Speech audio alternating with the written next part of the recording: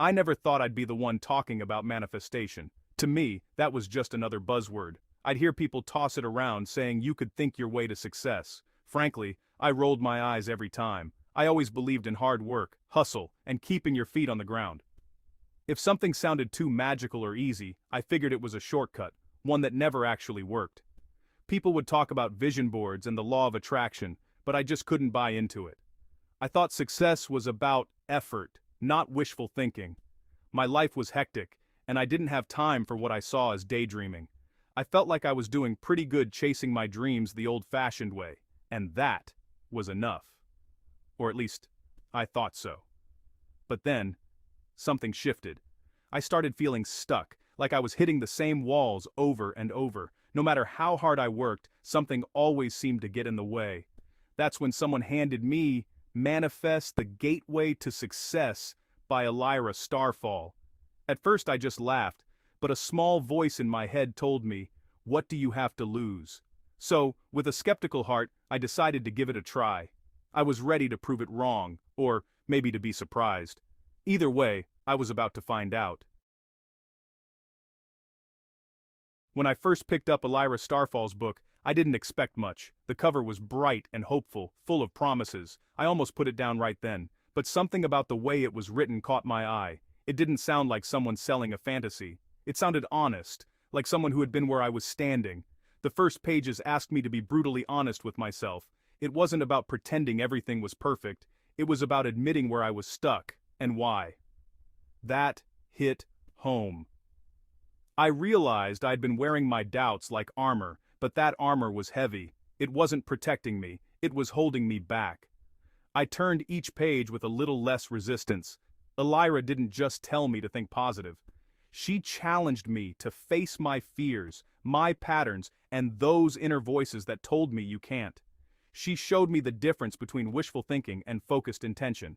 By the end of the first chapter, I was hooked. For the first time, I wondered if maybe, just maybe, there was more to this whole manifestation thing than I'd believed. At the start, I kept my guard up. I didn't want to look foolish or gullible, but there was something about Elira's approach that made me want to try. She wasn't promising me a miracle, she was asking me to be real with myself. That was a challenge I could respect. The exercises made me pause. I had to write down what I really wanted, not just the stuff I thought sounded good. The book asked me to dig deeper into my dreams, to figure out what actually mattered to me. That wasn't easy. I'd always said I wanted success, but I'd never thought about what that meant to me personally. Slowly, my resistance started to fade. I was surprised by how honest I could be on those pages. The more I wrote, the more I realized how many excuses I had been making. My skepticism wasn't protecting me, it was building walls. Letting down my guard felt scary at first, but also freeing. I realized that I had never really given myself permission to want what I wanted. For the first time, I started to see a different path ahead. One thing Elira's book did better than any other was help me cut through the noise. Life is full of distractions, social media, other people's opinions, even my own doubts. I never realized how much energy I wasted worrying about things that didn't matter. The book had exercises to help me focus on my core values. It made me ask, what actually matters to you? Not what looks good to others, not what's trending, just me, my true wants and needs. That was a game changer. I started turning off my phone during the exercises. I carved out quiet time for myself.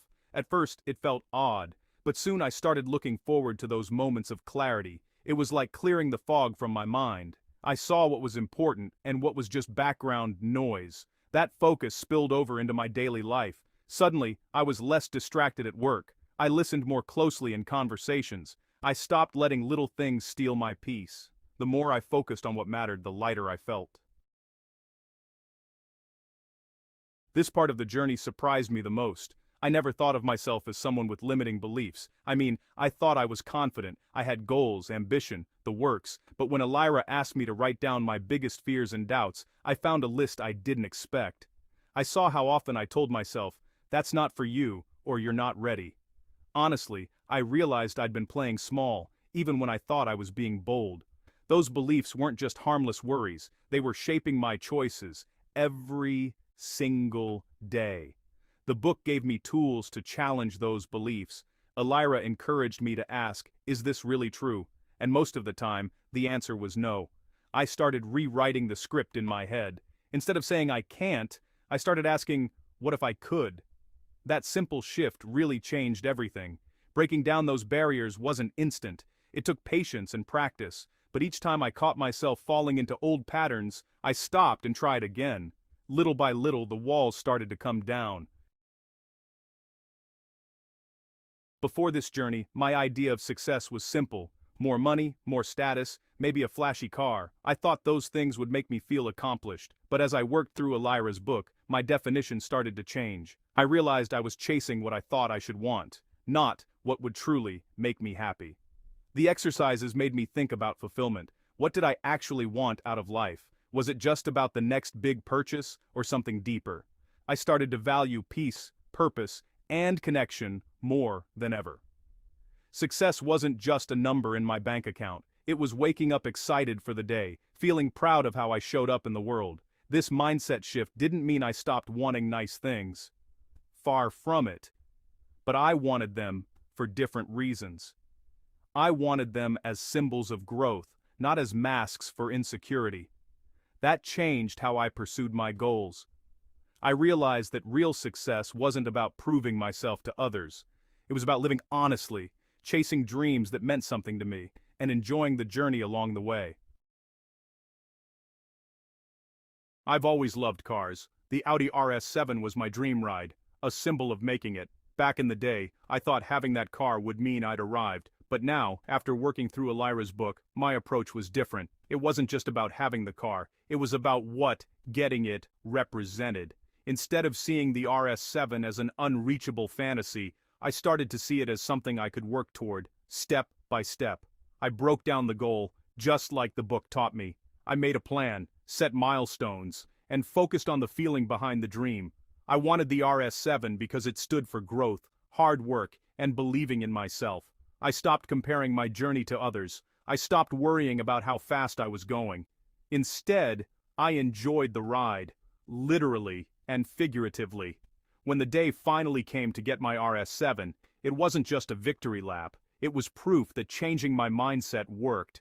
I had manifested more than just a car. I'd manifested a new way of living. Looking at that car in my driveway, I felt gratitude, not just pride. That's how I knew the transformation was real. The biggest lesson from Manifest the Gateway to Success is that change doesn't happen overnight. It happens in the small choices we make every day. Manifestation isn't magic, it's a practice. It's waking up and choosing to believe in yourself, even when it's hard. I keep the book by my bedside. I reread passages when I need a boost. On tough days, I go back to my journal, reminding myself of how far I've come.